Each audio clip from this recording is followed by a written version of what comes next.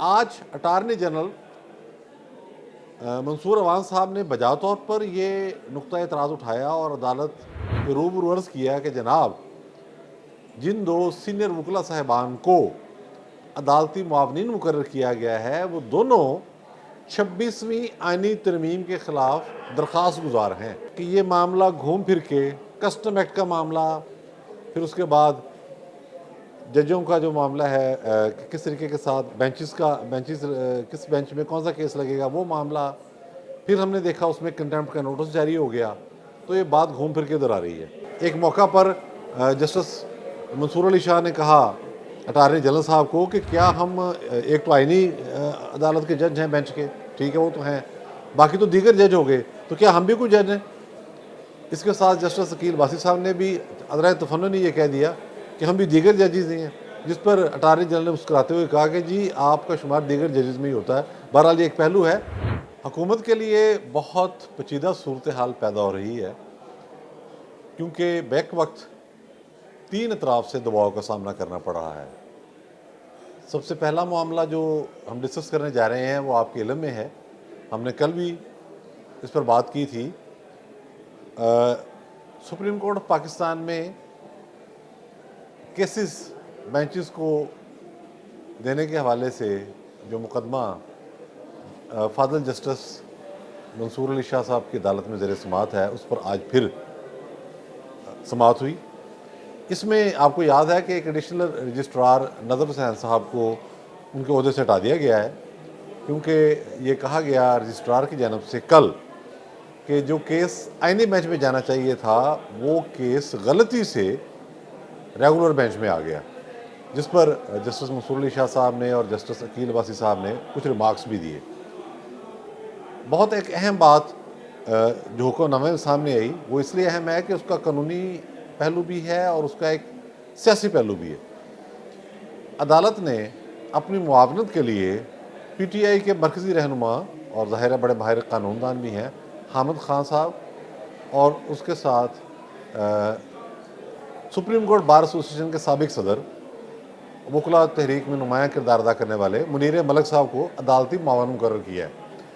आज attorney general Mansoor Awan साहब ने बजा तौर पर ये नुक्ता एतराज़ उठाया और अदालत के रूबरू अर्ज़ किया कि जनाब, जिन दो सीनियर वकला साहिबान को अदालती मुआवनीन मुकर्रर किया गया है वो दोनों 26वीं आइनी तरमीम के ख़िलाफ़ दरख्वास्त गुजार हैं।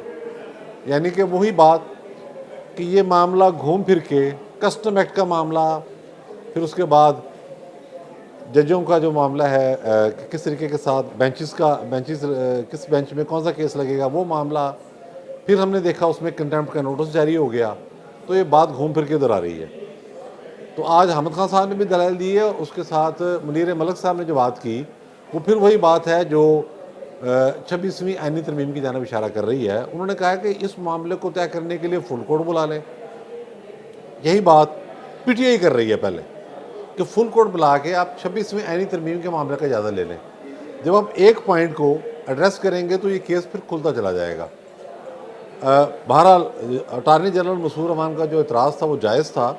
उसके बाद उस एतराज़ को मद्देनज़र रखा फाज़िल अदलिया ने, और उन्होंने ख्वाजा हारिस एडवोकेट और जनाब एहसन भून साहब को भी अदालती मुआवनीन मुकर्रर कर लिया। तो ये मामला अब आगे बढ़ेगा, दोनों तरफ से दलाइल आएंगे और इसका इम्पेक्ट क्या होगा। ज़ाहिर है अगर पूरी 26वीं आइनी तरमीम को छेड़ा जाता है, कहा तो यही जा रहा है कि डरने की कोई बात नहीं, हम 26वीं आइनी तरमीम को नहीं छेड़ेंगे, लेकिन जो फ़ज़ा बन रही है उसमें ये नज़र आ रहा है कि अभी तक सुप्रीम कोर्ट के अंदर वो अनासर मौजूद हैं, जज साहिबान की राय है उसमें इख्तिलाफ हो सकता है, जो चाहते हैं कि 26वीं आइनी तरमीम को रोल बैक कर दिया जाए, जो नेक्स्ट टू इम्पॉसिबल है, लेकिन बहरहाल अटैम्प्ट इसके हवाले से हो रही है। बल्कि आज तंज भी किया एक मौका पर जस्टिस मंसूर अली शाह ने कहा अटारनी जनरल साहब को कि क्या हम एक तो आइनी अदालत के जज हैं बेंच के, ठीक है वो तो हैं, बाकी तो दीगर जज हो गए, तो क्या हम भी कोई जज हैं? इसके साथ जस्टिस अकील वासी साहब ने भी अदरा तफन्नुन ये कह दिया कि हम भी दीगर जजेज़ ही हैं, जिस पर अटारनी जनरल ने मुस्कुराते हुए कहा कि जी आपका शुमार दीगर जजेज़ में ही होता है। बहरहाल ये एक पहलू है, लेकिन अगर 26वीं तरमीम को छिड़ा जाता है तो सब कुछ रोल बैक हो जाएगा। दूसरा अहम नुकता जो ज़ाहिर है मद्देनज़र रखा जाना चाहिए, ये भी हुकूमत पर प्रेशर बढ़ाने का एक सोचा समझा मनसूबा है।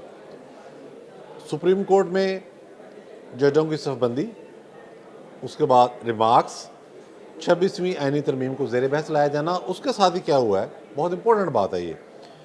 पीटीआई ने आज कहा है कि हमने जुडिशल कमीशन के लिए हुकूमत को जो 31 जनवरी की डेडलाइन दी थी कि मुज़ाकरात का अगर आपने अगला राउंड करना है तो उससे पहले पहले 9 मई और 24 से 27 नवंबर तक होने वाले वाक़यात के सिलसिले में जुडिशल कमीशन बनाया जाए, वो डेडलाइन उन्होंने कम करके उसमें 4 दिन की कमी की है और 27 जनवरी तक उसको ले आए हैं।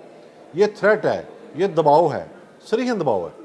उन्होंने देखा कि शायद हुकूमत कई हवाले से अपने आप को घिराव महसूस कर रही है, तो उन्होंने भी दबाव बढ़ा दिया। जुडिशल कमीशन का मुतालबा माना जाना ज़ाहिर है नेक्स्ट टू इम्पॉसिबल है। ये भी उसकी वजह क्या है कि बहुत से लोगों को तो सज़ाएं भी हो चुकी हैं, बाकियों का ट्रायल जारी है। अब जुडिशल कमीशन अगर बनता है तो उसमें यकीनी तौर पर आला अदलिया के जजेज़ होंगे। आला अदलिया के जजेज़ एक मामले की अगर समाअत कर रहे हों, हम अज्यूम करते हैं कि वो जुडिशल कमीशन बनता है, अगर वो समाअत कर रहे हों तो जिनको सज़ाएँ मिली हैं मुत्तहदा अदलिया से, वो सज़ाएँ तो कहीं मैटर ही नहीं करेंगी, सारा कुछ होल्ड हो जाएगा। तो ये मामला भी हुकूमत के लिए प्रेशर का बायस है। तीसरी बात, आपने देखा कि प्रेसिडेंट ट्रंप ने जो तकरीर की है उसमें यकीनी तौर पर उन्होंने अपने मसाइल को उजागर किया है। पाकिस्तान का जिक्र नहीं आया और जो उम्मीदें थी पीटीआई की, बानी पीटीआई के वाले से, वो भी पूरी नहीं हुई। लेकिन उसमें एक नुकता बड़ा अहम है, अगर वो बात आगे बढ़ी तो उसके हवाले से प्रेशर आ सकता है और पीटीआई ने यही सोचकर प्रेशर बढ़ाने की कोशिश की है और हुकूमत के लिए भी एम्बैरसिंग पोजीशन पैदा हो सकती है। प्रेसिडेंट ट्रंप ने भी तकरीर में कहा है कि तालिबान के पास जो अमेरिकी असला है वो कोई थोड़ा बहुत असला नहीं है। एक मोहताद अंदाजे के मुताबिक अगर हम उसे कम अज़ कम भी करें तो $7 अरब का जदीद असला अमेरिकी वहाँ छोड़ के गए हैं। कसूर उनका अपना है भाई, जब आपने फैसला कर लिया कि आपने निकलना है, इनखला होगा, तो असला लेके जाएँ, उसकी एक तरतीब बनाएं जिस तरीके से भी आपने लेके जाना है। जिम्मेदारी तो आपकी थी। अब वो कह रहे हैं जी वो असला हमें देंगे तो उसके बाद हम उनके साथ को मज़ीद बातचीत करेंगे।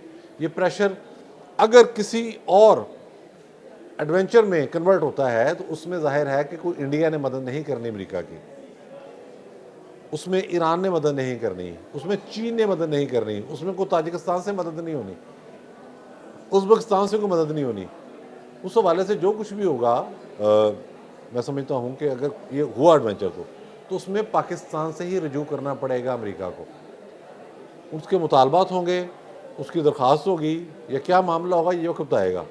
लेकिन अफ़गानिस्तान का जिक्र आ जाना इस वास्ते मैंने खेज़ है कि अगर ये बात आगे बढ़ी, जैसा कि ट्रंप कह रहे हैं मैं ये करूँगा वो करूँगा, तो उसमें फिर पाकिस्तान का किरदार आएगा और उसमें दबाव की सूरत बन सकती है।